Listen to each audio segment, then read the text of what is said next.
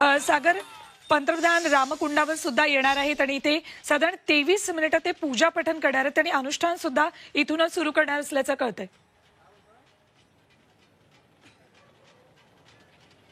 नक्कीच आता थोडाच वेळ बाकी राहिला आहे। पंतप्रधान नरेंद्र मोदी ह्या रामकुंड परिसरामध्ये येणार आहेत। त्यांच्या हस्ते जी महाआरती आहे ती देखील पार पडणार आहेत। यासाठी आता तयारी देखील आता अंतिम टप्प्यात पोहोचलेली आहे।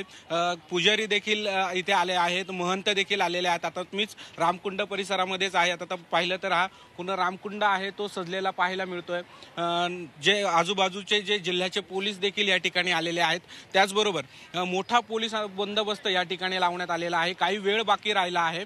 आता पंतप्रधान इथे येतील आणि पुजाऱ्यांच्या हस्ते त्यांची विधिवत पूजा होणार आहे। गोदामाईला ते नमन करणार आहेत। त्याचबरोबर ह्या सगळ्या परिस्थितीमध्ये काही अनुचित प्रकार होऊ नये यासाठी पोलिसांनी चोख बंदोबस्त देखील लावण्यात आल्याचं पाहायला मिळतंय। अमृत नोनी आर्थो प्लस, ये एक प्रूवन फॉर्मूला है। इसमें मौजूद नोनी फल के गुण और आयुर्वेदिक जड़ी बूटियां शरीर को जरूरी पोषक तत्व देने के साथ साथ हड्डियों और जोड़ों के घिसने, उनमें होने वाले सूजन और दर्द को रोकने में मदद करता है। दर्द मुक्त जीवन के लिए अमृत नोनी आर्थो प्लस।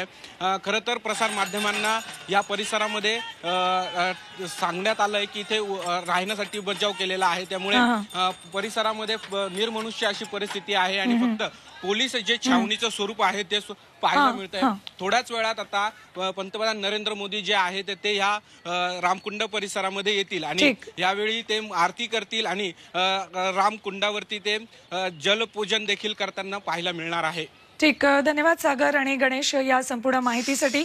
तर थोड्याच वेळात पंतप्रधान नरेंद्र मोदी हे नाशिकमध्ये दाखल होत आहेत आणि त्यानंतर रोड शो, रामकुंडावर महाआरती आणि त्यानंतर देशातल्या युवकांना ते संबोधित करणार आहेत। तर पंतप्रधान नरेंद्र मोदींच्या स्वागतासाठी नाशिक नगरी सजली आहे। मोदींच्या स्वागतासाठी जय्यत तयारीही करण्यात आली आहे।